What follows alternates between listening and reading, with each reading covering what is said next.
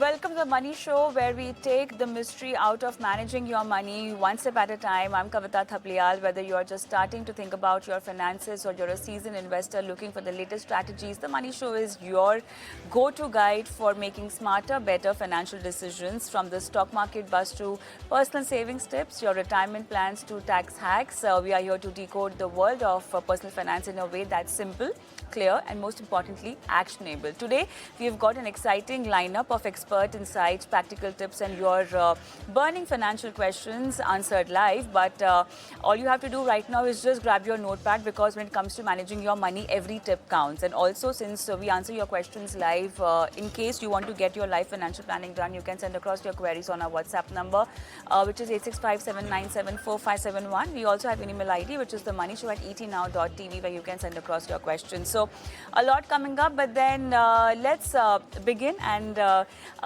let's cut across our favorite segment, or most popular segment, Meet Your Fund Manager, where the fund in focus today is ICICI Pru Multi-Asset Allocation Fund.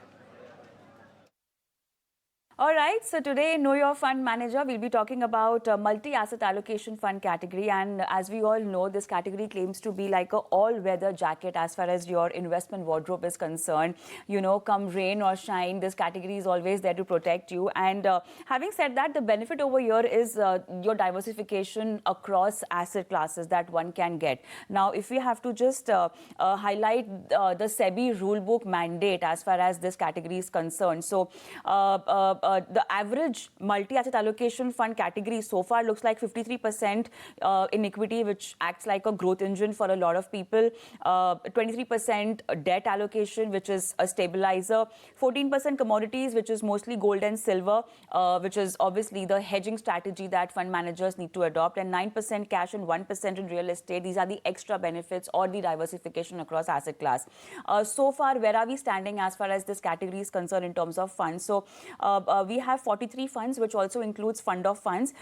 It's definitely a very a young type of a category, you know, a young crowd in it also. Majority 27 funds of them are less than 5 years old. 15 funds have a track record which is spanning over a decade. But let's focus on the most talked about fund in this particular category, which is ICICI Mutual Fund's Multi-Asset Allocation Fund. I have with me Ihab Dalwai to elaborate more on the current exposure as far as the fund is concerned, and your diversification benefit that Ihab, through his equity exposure, is trying to give you. Ihab, hi. And welcome to this particular segment. So a spotlight on MAF category, which is gaining momentum now, a category which is an all-weather category, and you know, given the market volatility and downturns, this particular category has seen lesser fall. Now, having said that, let's talk about your fund and your current exposure across asset class. Yeah, hi. See, broadly, like this fund or category, right? We believe in dynamically managing the asset allocation in this strategy. And if you look at the history of the fund which we manage, we've gone as low as 47% in net equity basis, as high as 78% in the net equity basis. And on the commodity side also, it's the minimum which we need to invest is around 10%. And on the upper side, we've gone, I think, as high as 16 to 17%. So that's the range we've maneuvered or managed our individual asset classes. But having said that, we strongly believe that one has to dynamically manage it. And over the last 1 to 2 years, we've seen decent volatility in each of these asset classes. And one can take advantage of the volatility by tactically maneuvering from one asset class to the other, and trying to generate returns through the asset allocation framework as well. All right, Ihab, let's talk about your equity exposure. And so far, the strategy is a flexi cap strategy, where I believe you are more heavy on large caps. Yes, that's right. So the preference is towards large caps because relative valuation is better than what is available in mid and small caps. The earnings growth expectation is also lower in large caps versus mid and small caps, and we feel that the earnings expectations are achievable in the large caps. So the possibility of earnings misses or is lower in large caps. So the downside is lower, and based on our preference and our stock selections which we've done in large caps, there is a possibility of earning surprise in those stocks which we've selected in the portfolio. As a result of which, there's a possibility of upside in these stocks. Yeah. So the upside increase is also possibility in terms of asset classes allocation. If we are looking at a particular asset class performing well, how flexible would fund managers be in increasing their exposure across asset classes in this scenario then? Yeah. See, if you look at the last 2 years, right, like commodities has done well, equities has also done well. So I think we've been in a rare stage of assets that almost all the asset classes have done well. Real estate, which we can't invest in this strategy, but if you look at real estate as an asset class, has also done well.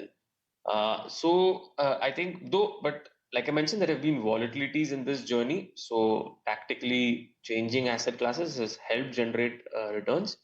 But going ahead, I would say it is a bit of a challenge because there is no one particular asset class which we feel is uh, is quite undervalued relative to the other asset class. So I think at least in the near term, it will be like a tactical allocation shifts rather than a very medium to long term strategic allocation to a particular asset class, which we feel is very attractively valued, I would say. Yeah. All right. Let's also, take a look at the returns which have panned out over the years. Now, in last 7 years, if you've been someone who's on an SIP of almost 10,000, total amount invested would be around 12 lakhs, and the present value of that amount would be around 30.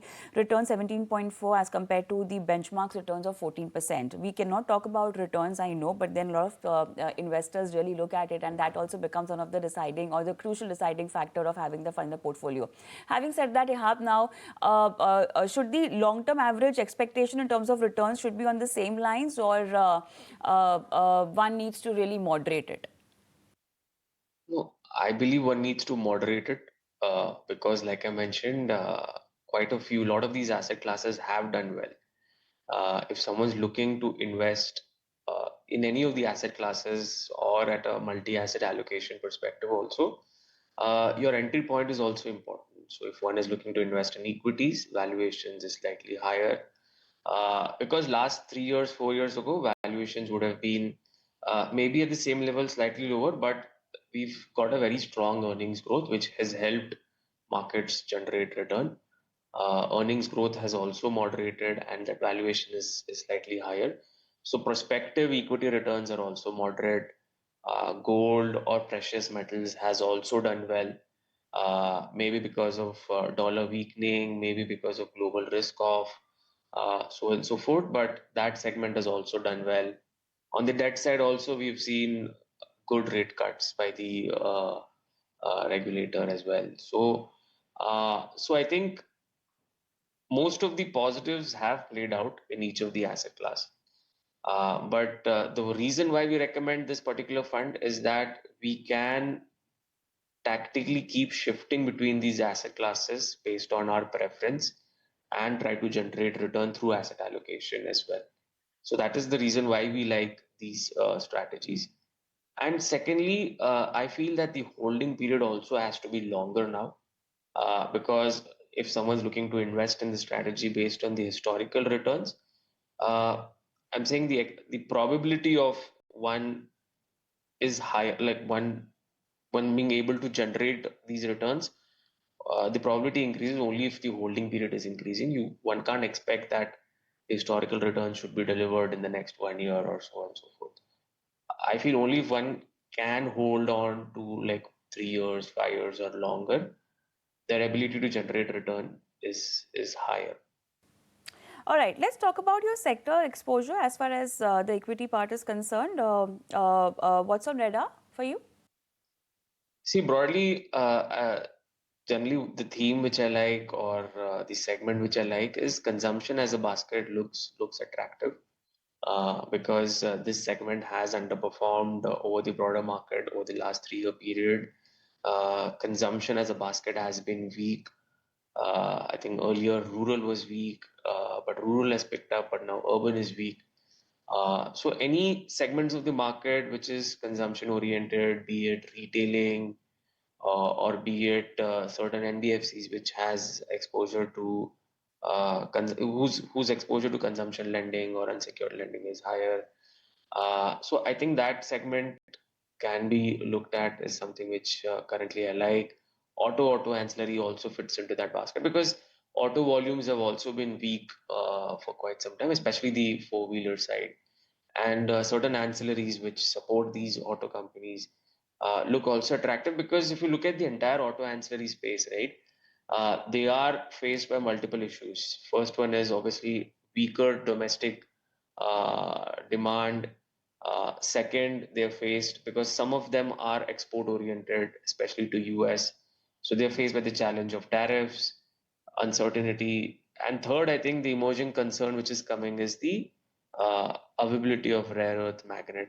So which is to some extent constraining supply in the entire auto value chain.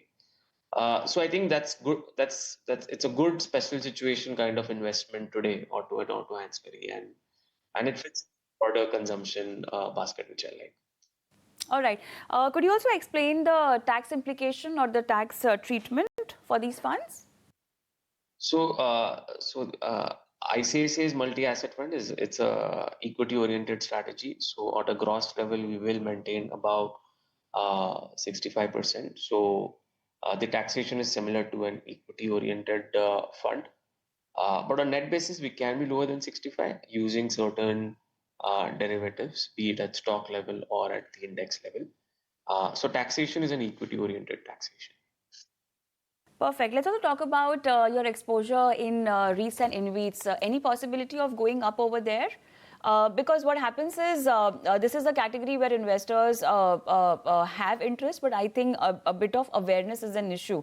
And when we talk about a multi-asset allocation fund, this is an opportunity for investors. If at all they want to go long and separate individually in these kind of asset classes, they can get a taste of it through these type of funds. So how are you planning to incorporate a higher exposure of REITs or InvITs?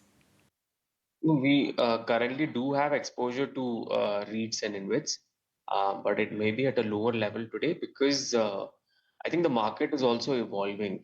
Today we have a handful of REITs and quite limited InvITs which are listed, and there isn't as much depth in these market given the amount of AUM either we are managing or the entire industry is managing. So I feel once the REIT and InvIT market evolves, there are more players in it, and liquidity improves, there is a possibility that we can look to increase allocation to it. But I think the lower allocation is primarily because of lesser supply in these segments and lesser liquidity today. All right. I think with that, it's a wrap. Thank you so much, Ihab, for being on the show and helping our viewers understand not only this category, but also the expectation from ICICI Multi-Asset Allocation Fund. Thank you so much. Yeah, thank you so much. Thank you for having me.